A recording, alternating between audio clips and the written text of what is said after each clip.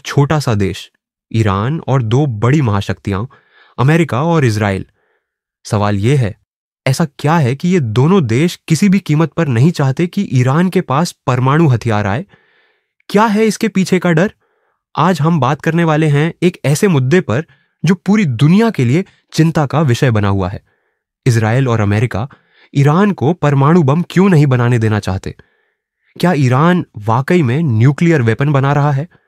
America और Israel को इससे इतना डर क्यों लगता है? क्या यह सिर्फ सुरक्षा का मामला है या इसके पीछे और भी गहरी राजनीति छुपी हुई है?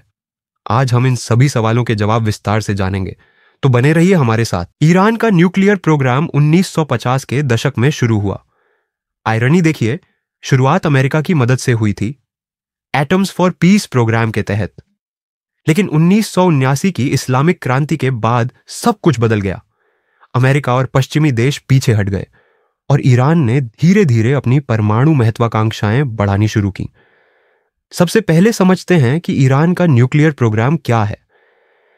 ईरान कहता है कि उसका न्यूक्लियर प्रोग्राम सिर्फ शांतिपूर्ण उद्देश्यों के लिए है, जैसे बिजली बनाना और मेडिकल रिसर्च।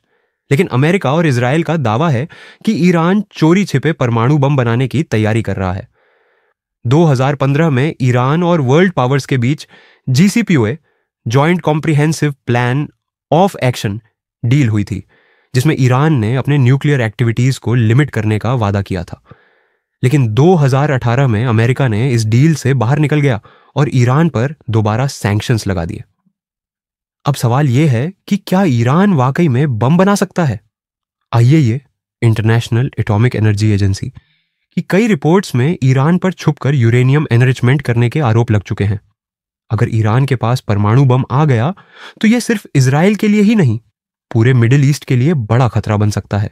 इजराइल को ईरान से इतना डर क्यों? इजराइल ईरान के न्यूक्लियर प्रोग्राम को लेकर सबसे ज्यादा चिंतित क्यों है? इसकी 3 बड़ी वजहें हैं। फर्स्ट, ईरान की इजराइल विरोधी बयानबाजी। सेकंड, हिजबुल्लाह और हमास को support. Third, one bomb threat and survival doctrine. Irani leaders कई बार कह चुके हैं कि इजराइल को नक्शे से मिटा देना चाहिए। इमेजिन कीजिए अगर ऐसा देश न्यूक्लियर पावर बन जाए। ईरान इजराइल के दुश्मन ग्रुप्स जैसे हिजबुल्लाह लेबनान और हमास गाजा को फंड और हथियार देता है। अगर ईरान न्यूक्लियर पावर बन गया तो ये ग्रुप्स और ज्यादा ताकतवर हो जाएंगे। इजराइल एक छोटा देश है। ईरान के पास अगर एक भी परमाणु बम आ गया तो इजराइल के लिए यह अस्तित्व का संकट हो सकता है। इजराइल की रक्षा नीति कहती है, पहले मारो, बाद में सोचो। इसीलिए इजराइल कई बार कह चुका है कि अगर जरूरत पड़ी तो वो ईरान पर हमला कर सकता है। अमेरिका का डर, अमेरिका भी ईरान के न्यूक्लियर प्रोग्राम के खिलाफ क्यों है? इसके पीछे कई कारण हैं।